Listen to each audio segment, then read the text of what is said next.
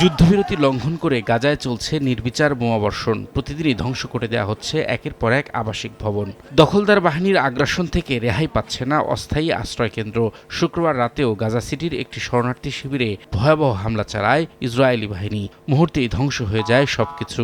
ভবনের নিচে আটকা পড়েন বহু ফিলিস্তিনি। অবরুদ্ধ উপত্যকার বড় অংশ ধ্বংসস্তূপে পরিণত করার পরও আগ্রাসনের মাত্রা আরও বাড়ানোর ঘোষণা দিয়েছেন ইসরায়েলি প্রধানমন্ত্রী বিনিয়ামিন নেতানিয়াহু।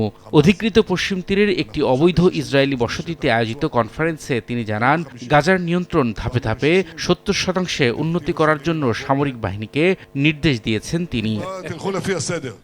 আমরা বর্তমানে হামাসকে চারদিক থেকে চেপে ধরছি। এখন গাজা উপত্যকার 60% এলাকা নিয়ন্ত্রণ করছি। প্রথমে 50% ছিলাম, এরপর 60% এসেছি। আমার নির্দেশ হলো সামনে এগিয়ে যাওয়া। প্রথমত 70%, এটা দিয়ে শুরু করা যাক। আমরা সব দিক থেকে তাদের উপর চাপ সৃষ্টি করছি। এদিকে গাজায় ইসরায়েলি বাহিনীর চালানো ভয়াবহ অপরাধের বিরুদ্ধে কঠোর অবস্থান নিচ্ছে জাতিসংঘ। ফিলিস্তিনি নারী, পুরুষ ও শিশুদের উপর পদ্ধতিগত এবং ব্যাপক আকারে যৌন সহিংসতা চালানোর অভিযোগে ইসরায়েলকে কালো তালিকাভুক্ত করেছে সংস্থাটি।